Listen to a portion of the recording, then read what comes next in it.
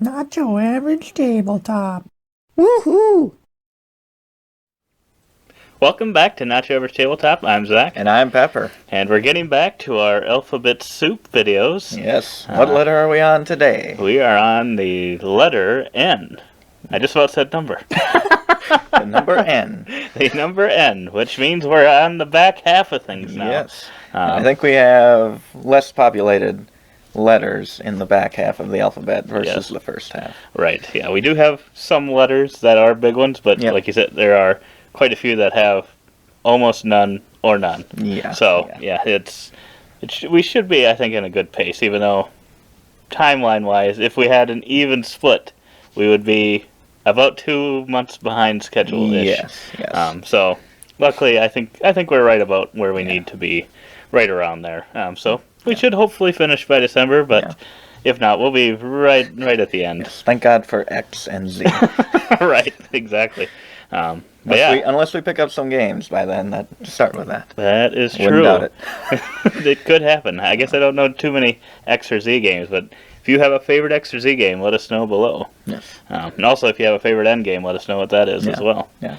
But yeah, we'll get right into it. One of them that we don't have here. It's maybe why you said number. We're going to say number instead of letter. Yes. In your head.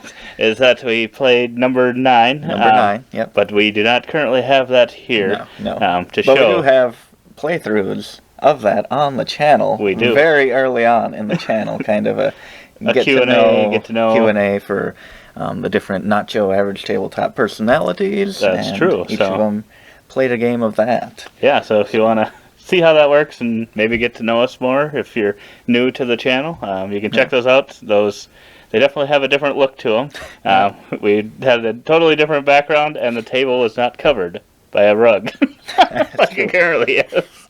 So, yeah. But yeah, it's a nice game. I think that one's staying in the collection for sure. Yeah, it's a very quick one. It's it's a polyomino, which we do have a lot of, but it does something way different than the other ones, and it's in a way very math. I mean, it's not mathy to play the game, but the scoring is very mathy. The scoring is very mathy, but you're kind of like creating layers with these different kind of number-shaped tiles, right? And that's that number times what layer it's on, right? And it's just kind of really cool to think of.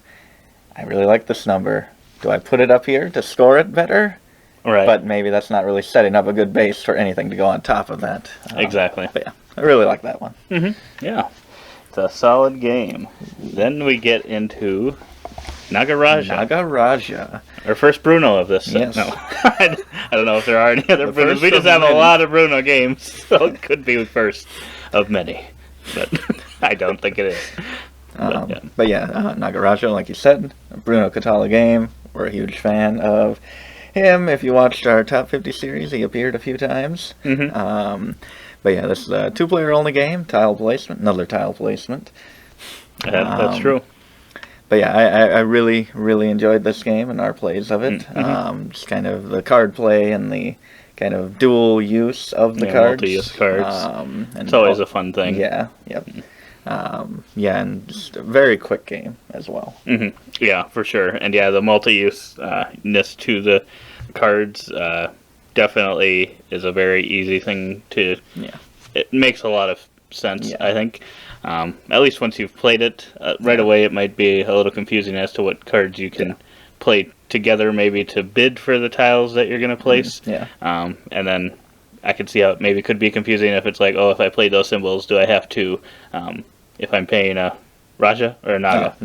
A Naga to play an extra card, does it have to match that? That would be the one thing that I could see being a little confusing, but otherwise, kind of, being able to use the actions, I think, makes sense, and otherwise use them for the dice or whatever you're rolling. The fate sticks. The fate sticks. But yeah, I think as we played it more, it's just like kind of getting more used to what cards and what actions are out there. It's just made it better and better.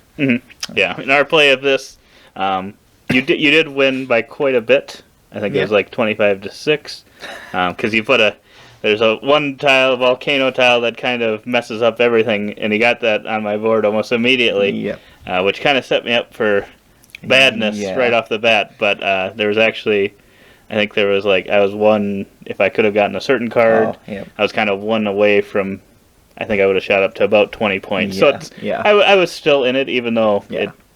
the final scores would indicate that wasn't the case. Yeah.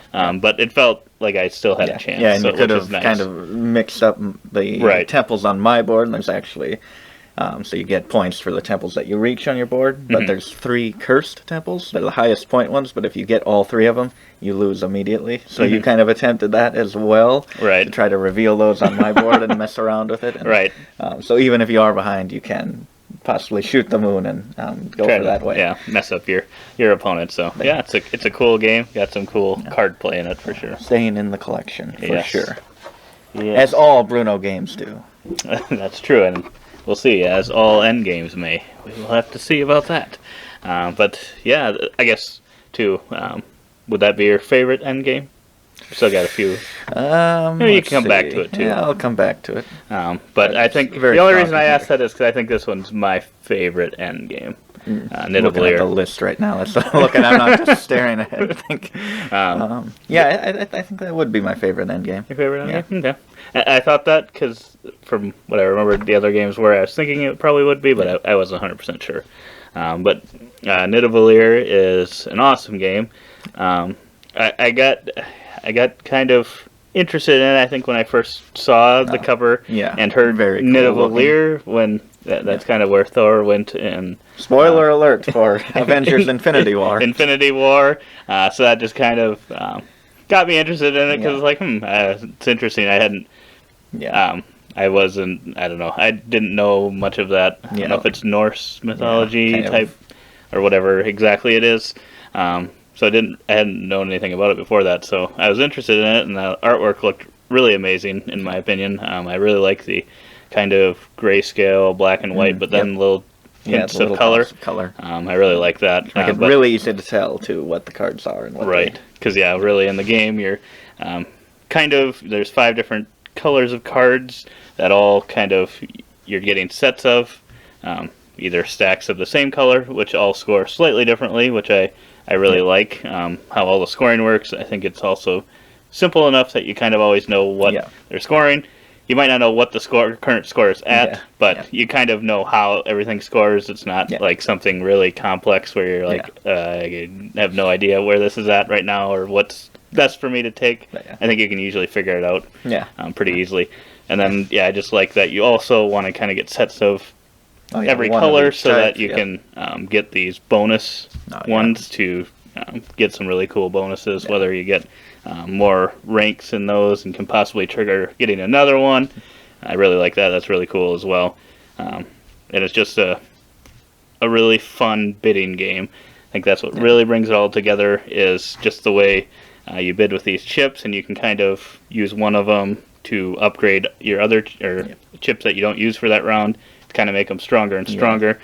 It's just a really interesting way, I think, of a bidding system that works in a game. Yeah, I agree with you completely. And all of those things, and like you said, those bonus cards, hero cards, there's a lot of them, and I feel like it would be a little overwhelming. Yeah, it is a little overwhelming, but I think as you get more comfortable, you just get more excited to kind of go and try a new one or try a new strategy with those. And there's some that I do tend to kind of go towards every time, like kind of the oranges, like 3 multiplier type thing, and but the past couple games I have tried to do a few different things, and it's always been fun to see how much you can score with the different strategies.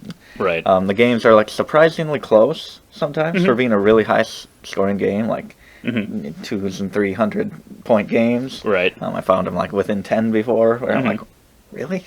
Right, you would think that there'd be way bigger skews. It usually stays pretty tight in scores. Yeah, because I mean, no matter what card you're getting, you're usually getting points. I mean, not usually, you are getting points. Right. It's just a matter of how many. But I really, really find that interesting. I would highly recommend, if you don't want to get the game but you wanted to try it out, I highly recommend Board Game Arena. Yes. That one even scores it immediately for you, so you know where you're at and you kind of know. And it's really nice. And the trading in of the tokens, it does that all for you. Yes. Which it's tough. It's like it makes it a lot easier, but it's not too hard to manage in person. Right. So it's just kind of on the edge there where I'm like, but it is just a little bit easier to play, but it's also such a beautiful game, and it's just great to actually have the physical copy in here. Yeah. So I think this one is staying in the collection. It's staying in the collection for sure. But yes, then we've got another one, which may be our oldest endgame. I think so, yeah. Wow, we really haven't had endgames for a long time. Yeah, I know. I mean, this still isn't that old in our collection. Right. I mean, it is a little older, but we haven't played it as much. But yeah, for sure. Actually just Nidavellir is pretty It's gonna be new. that The last two are pretty new. That or number 9 would probably be the oldest. Mm-hmm. Yeah, probably got those two, and then the rest of them have kind of been Yeah. more recent. But yeah, this one is it our only Feld game? It might be. I think it might be. It might which, be.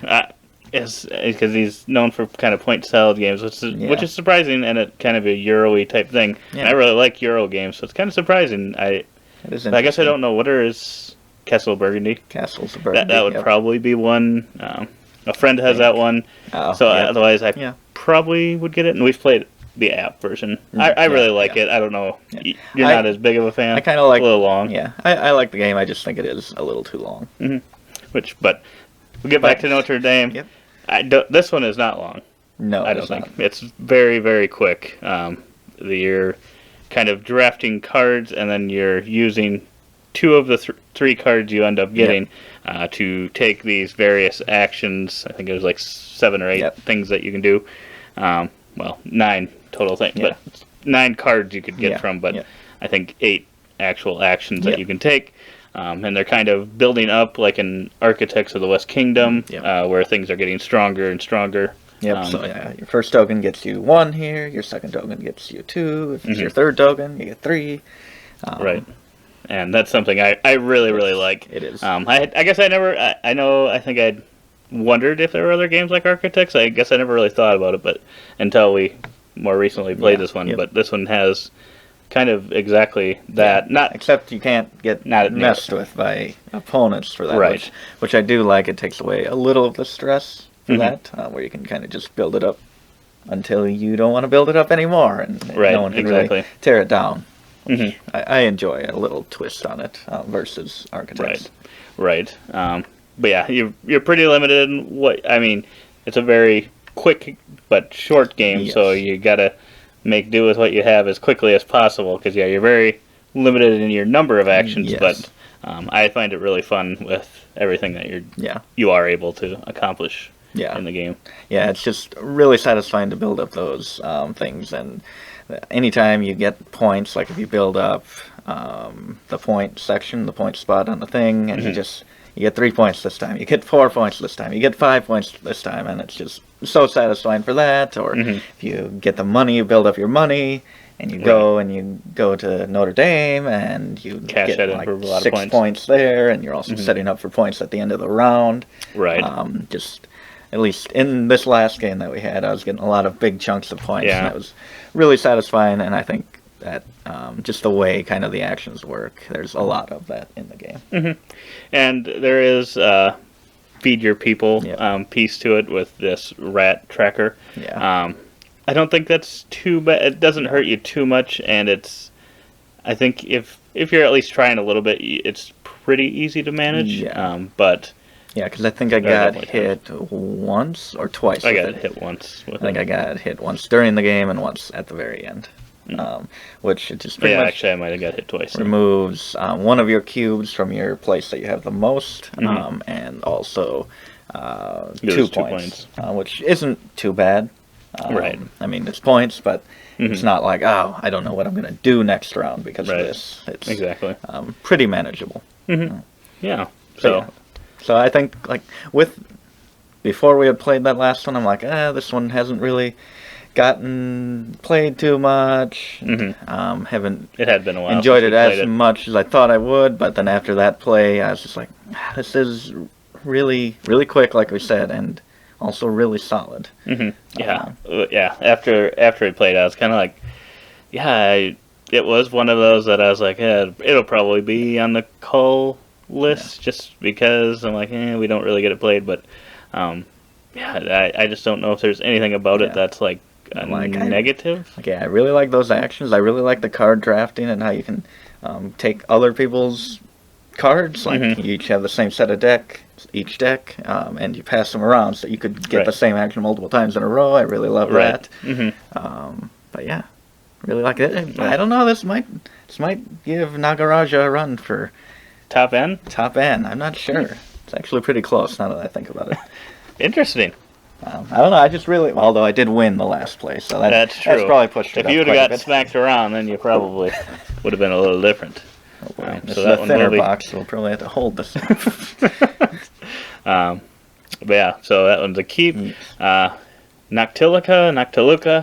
Either way. This is a Shem Phillips game, but it's from Z-Man Games, so not from Garfield or Renegade, so a little interesting. It is interesting. But yeah, this was one I think I'd seen a few times and thought it looked sort of interesting. I think I was on Board Game Geek and looking at Shem Phillips game. Yeah. I think I was looking at Designer and then seeing the games. And then I noticed that this one was from him, and I'm like, what? I didn't know that was the case, and I really love a lot of the Garfield games, and him and Sam McDonald. Sam McDonald, I don't believe, had anything with this one, but I don't think so. I was like, well, that gets me even more interested in. I think it was a lighter game, not quite as much as kind of some of the Raiders or Architects, kind of those ones that they've made. But I thought it'd be interesting. I like dice games. Yeah. I would say it's a little disappointing you don't get to roll the dice more often for how many dice there are in the game. But kind of a setup, roll them all. Right. Roll freaking 100 dice. Right. Put on the board. Right. Still fun. Yeah. But yeah, it's definitely when you see that many dice, you're hoping you get to roll a ton of them constantly in the game. We'll have to come up with a variant. Yes. Where you just roll after everyone goes. And reset. But no, I really enjoyed this one because I don't know what you would compare it to. Maybe a sort of Quadropolis Meadow when you're picking, where you pick a straight line and you get all the dice of a certain number in that line. And then kind of once that spot's taken, another player can't go there until you fill out every single one of the possible lines that people can take. Usually it gives you I think 2 options of lines. But yeah, and then you're using those to fulfill cards, because there's 4 different colors of dice, and these different cards require, it's kind of contract fulfillment, different types of dice. So something that may be a really good, there might be a lot of, you may not need on your cards, which kind of sucks. Yeah, and even if you do need it, if it's too good, there's going to be extra left over, and then the opponents kind of get to pick those off. Right. So you got to kind of think about those things. Right. But yeah, and then it's kind of got a little bit of a backwards Jaipur feel to the tokens. Because when you complete the cards, there's 3 different colored cards, or types of cards, that you take a chip off the top of the stack, and as more of those cards get fulfilled, the points get higher and higher. And then whoever has the most of that color at the end will flip over the remaining chips that weren't taken, which are worth 1 point apiece, and get those as well. So it's just got a lot of interesting, cool things in it. I really like this one. It may be my second favorite end game. Not sure. But I like Notre Dame quite a bit now too, after getting back to it. There's just, like you said, it's a very simple game, and I like it. It is simple. Place it there, pick a line, name a number, get those, fill the colors. But there just are enough clever things in the game, like you said, with those kind of Jaipur tokens there, and kind of how that scores. And there's just a lot of thinkiness of the board, which is, to me, satisfying and fun to kind of look and try to find where to go and what's best. Right. And possibly fill, like, 2 cards. Right. And I think it's good that kind of the board starts getting filled with those. So kind of as the round goes on, you have less and less options. So it's not like the whole time, every time you're looking at every possibility. It narrows it down, which is good, too, because it keeps the flow going. Then I think at a good pace and not letting for what's a lighter game go on too long. I feel. Yeah. I think it's a really good amount of time. It plays really quickly. I'm actually surprised that this isn't kind of a bigger, almost gateway game, or isn't like pushed as one more. Or maybe just slightly next level. Yeah, because I haven't really heard anything about it. Right, like even being from Shem Phillips. Right, exactly. And I wonder if it would Z-Man, which is like huge. I know, which makes it a little surprising. It's not like it was some unknown one, so I kind of wonder how it would do or would have done if it. But I don't remember. I guess when this one came out, but how it would have done if it was a Garfield game, if it would have done better. I don't know. I think it might be maybe too simple. That's true. When people kind of expect like West Kingdom and North Sea type games from the Garfield line of games. That's true. They kind of expect a little bit heavier, and I would say this, definitely is not close to those levels. Yeah. But no, that one is staying in the collection. So far, this is a really solid letter. It is a very really solid letter. section of games. Yeah, and they're all because I'm thinking they're all pretty different. And I'm like, I really like Noctiluca 2. Right. And they're all very different. Nidavellir is awesome. Notre Dame, number 9, Nagaraja. Right. A lot of great games. And then we get to this one. And then we get to this. It's trash. No. And we got another Now or Never. So this is a Red Raven game from Ryan Laukat. Is this the best looking cover? This or Nidavellir? What do you think? I would think those are probably the two. Yeah, I really like this cover. So I'd probably pick this. But wow. I thought you like... I like the artwork. Well, I like the artwork in this one too, but that one, we've got Sleeping Gods as well, so we got those two to cancel each other out. Nidavellir's kind of got its own. Which cover do you prefer? Yes, let us know in the comments below.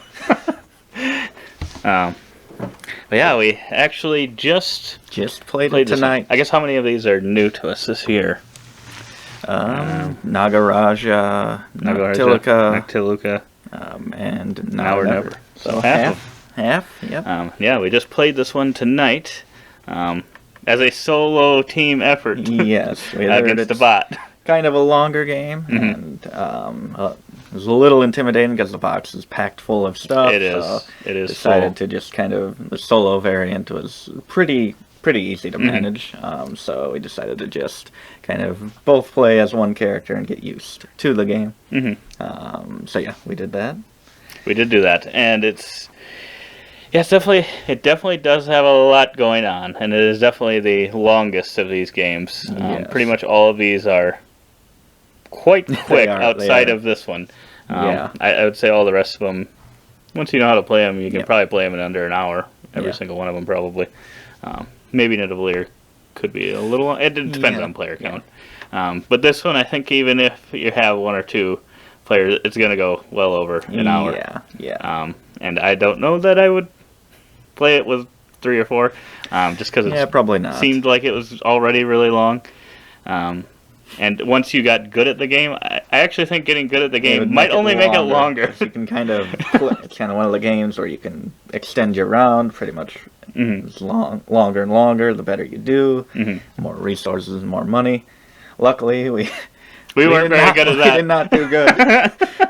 So our rounds ended very quickly. Yeah. Especially the last round. Right. It's just like, we got nothing to do. Right.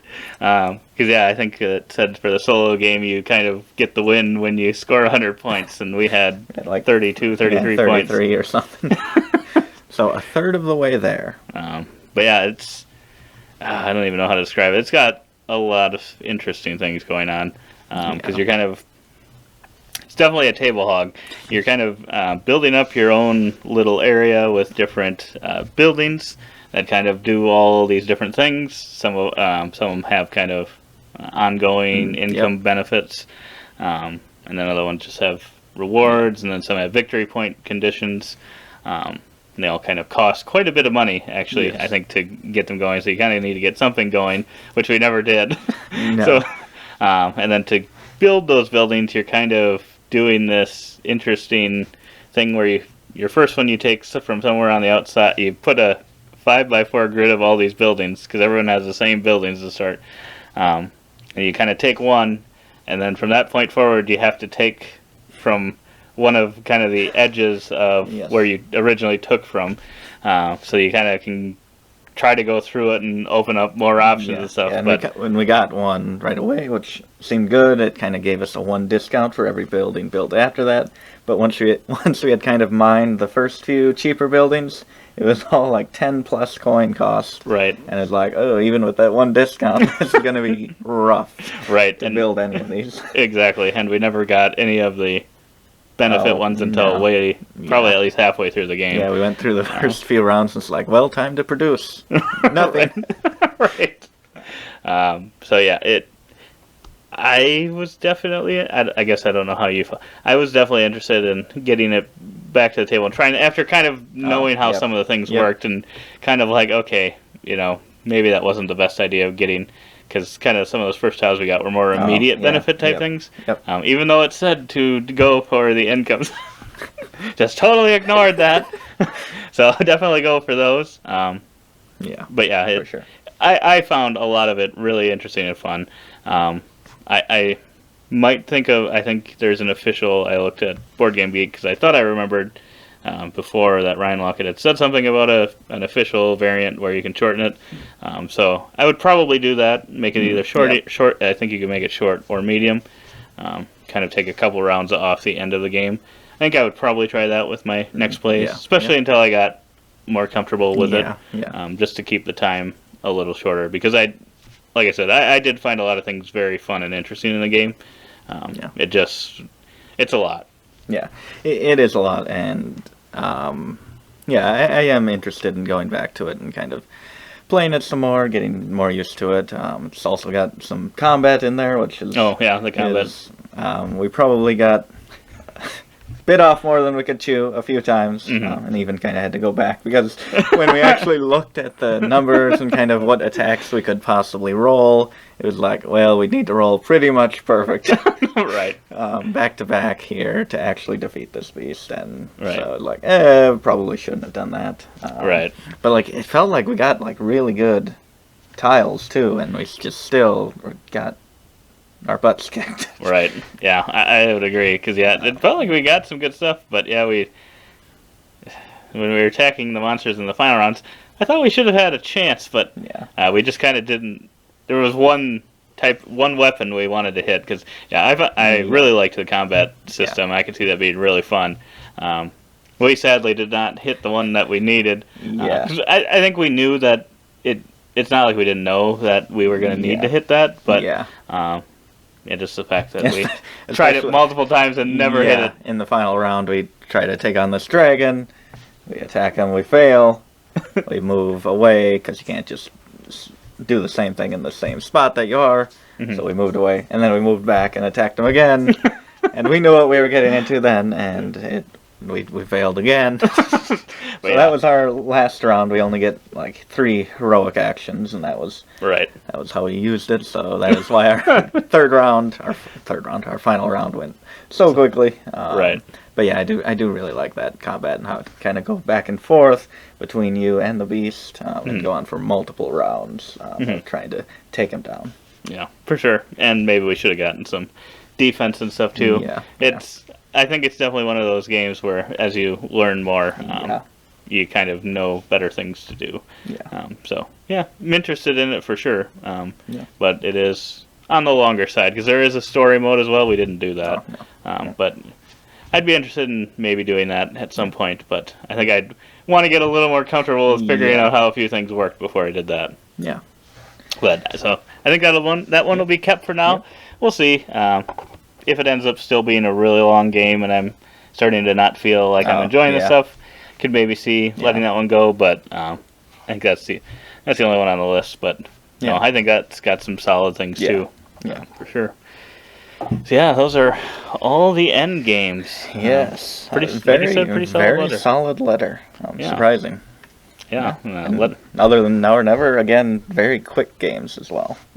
Yeah, that's always a nice thing too. Other than that one, I feel like you could knock out all of those in a game night. I think so, and you'd feel like you had a really good variety of games, and I think it'd be extremely satisfying. I would highly recommend Now doing that if you can. Now I'm excited. I want to have a game night. An N Game night of N. A game night. Capital N. Capital K.